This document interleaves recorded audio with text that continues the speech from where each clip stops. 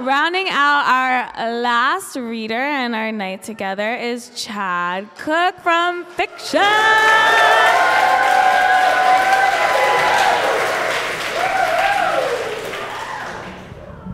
Hello. I'm going to sort of do the same thing, but it's going to be about awkward middle-aged sex. So, I am a gay white male Libra who is glowing from all this attention.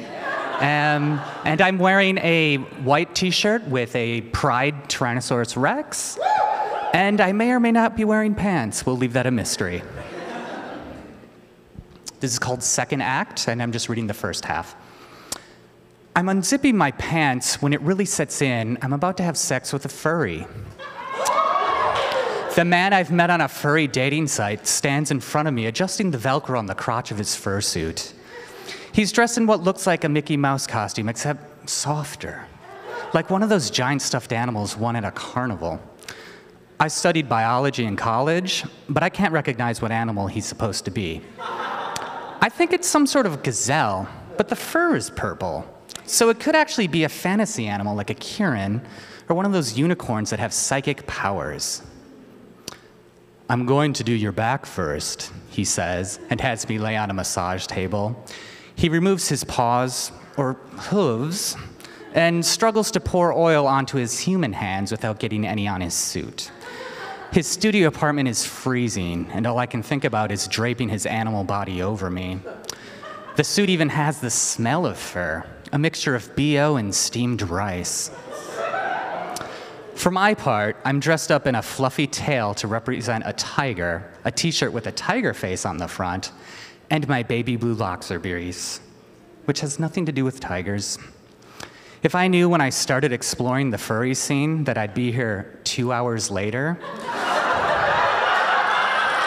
I would have at least bought white mittens beforehand, like I've seen on the internet.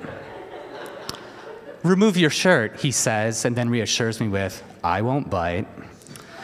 I don't have a response that involves an animal-based pun, but I'm trying. I slip out of my shirt, and the hair on my neck rises when the oil touches my back.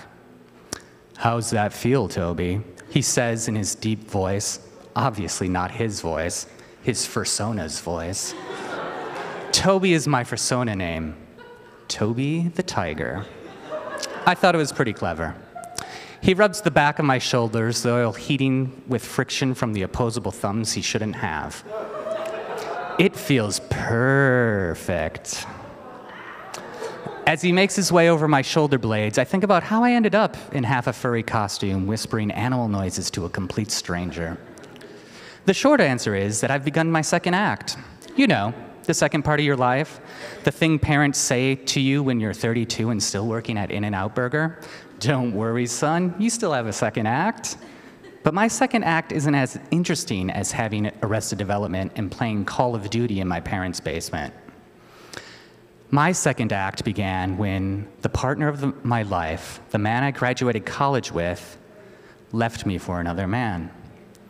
My second act began when the man who taught me how good a tongue feels between my toes, the man who stayed overnight on our first date telling me, I've been waiting for you all my life, appeared in the bathroom doorway 10 years later and said instead, I don't even know who you are.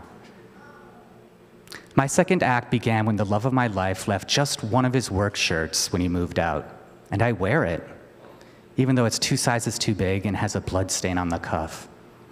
It smells like him, not the cologne he wears, but the thin smell of his skin, of his life. It's faint, but it's enough. That's the kind of second act I'm in. Thank you.